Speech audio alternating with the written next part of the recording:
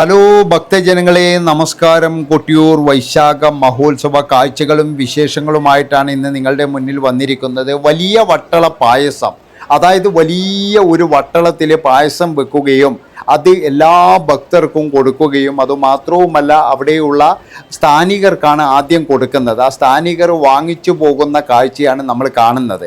സ്ഥാനികരും അവിടെയുള്ള ജോലിക്കാരും വളണ്ടിയർമാരും അവർക്കെല്ലാവർക്കും കൊടുത്തതിന് ശേഷം മാത്രമേ അവിടെ എത്തുന്ന ഭക്തജനങ്ങൾക്ക് കൊടുക്കുകയുള്ളൂ. അവരൊക്കെ ഒരുപാട് കഷ്ടപ്പെടുന്നതാണ്. അതുമാത്രവുമല്ല അത് അവരുടെ അവകാശമാണ്. ആ അവകാശങ്ങളെല്ലാം കൊടുത്തതിന് ശേഷം, അതായത് ക്ഷേത്രമാകുമ്പോൾ ഒരുപാട് ചിട്ടവട്ടങ്ങളും കാര്യങ്ങളും ഒക്കെ ഉണ്ട്.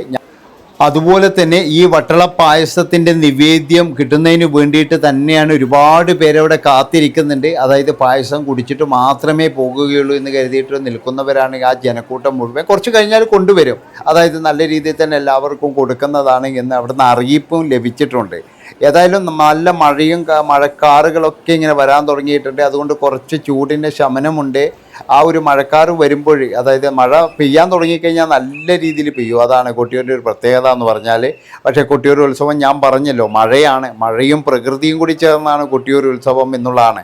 അപ്പോൾ ഇവിടെ പോയി കഴിഞ്ഞാൽ നമ്മൾക്കൊരു പ്രത്യേകമായിട്ടുള്ള ഒരു ദൈവികത തന്നെയാണ്.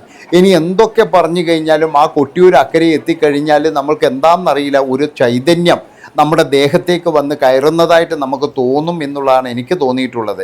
ഒരുപാട് പേർക്ക് ആ ചൈതന്യം അനുഭവിച്ചിട്ടുണ്ടാകാം.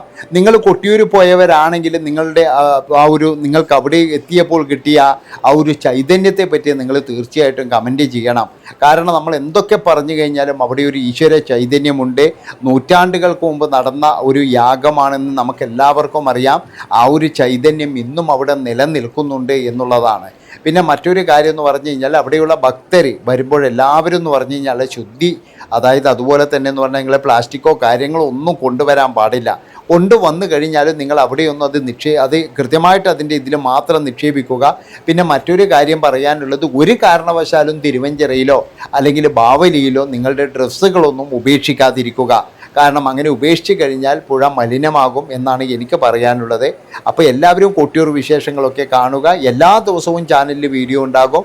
ഇനി കൊട്ടിയൂരിലെ എല്ലാ വിശേഷങ്ങളും അടങ്ങിയ വീഡിയോസാണ് ഇനി വരാൻ പോകുന്നത്.